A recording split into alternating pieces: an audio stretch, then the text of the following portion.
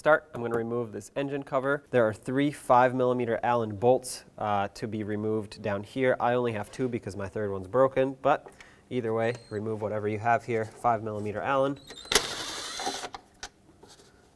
If they stay in there, that's fine. They can stay with the cover. And then to actually fully remove this cover, you have to pry it up on the back. There we go. It has a few clips here.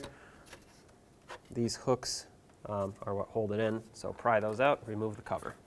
I'm just going to start by removing some hoses that are in my way here just so I can have more access.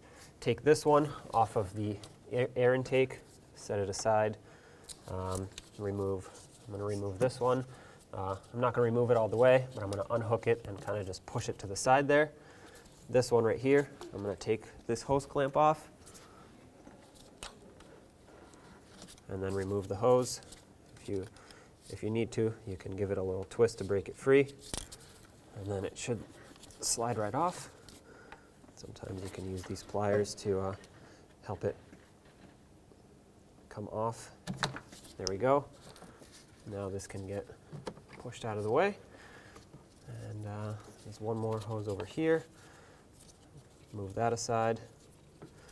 Now we have much better access to the 2 variable valve timing solenoids. I'm going to start by unplugging it, press on the locking tab for the connector, and pull it back. I'm just going to grab these pliers to help me pry it out.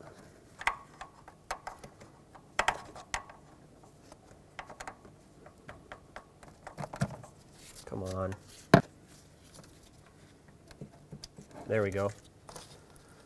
All right, with it disconnected, grab a 10mm, and right there is the bolt that holds this on. Break it free and remove it. Once you break it loose, it should come off by hand. Make sure you don't drop this bolt. Now you can take the solenoid, wiggle it. Sometimes they're a little stuck in there. They have an O-ring that seals them up, which also prevents them from easily coming out. I'm actually going to grab a larger pair of pliers so I can grip it. There we go. Once it pops free, you can twist it and remove it all the way. Some oil will come out of it, especially if your vehicle has run recently, because these work through oil pressure. But here's your old one. Let's grab the new one and slide it in.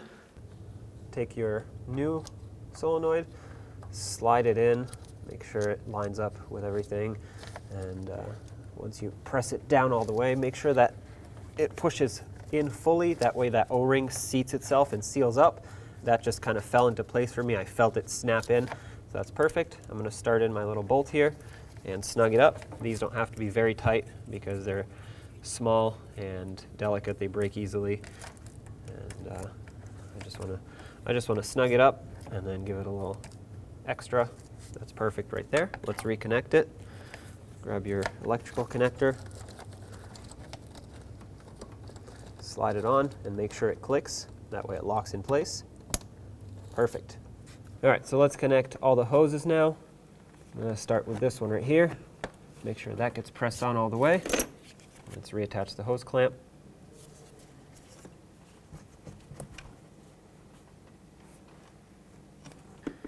And there was another hose that we removed off of the intake right there. So connect that one back, make sure it's pressed on all the way. Is that it? Okay, if you pushed any other hoses aside, make sure you put them back where they belong. Let's get the engine cover on. Let's get the engine cover on. I like to line it up with the oil fill cap. That's the easiest way to do it. And then with the studs here, once it falls into place, press it on the back here. Make sure the 2 hooks snap in. Now let's reattach the front bolts that held on the rest of it. Okay, snug them up.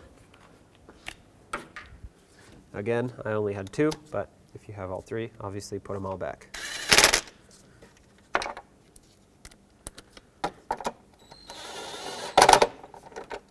All right. Now start the car, make sure you have no check engine lights, and make sure it runs smoothly.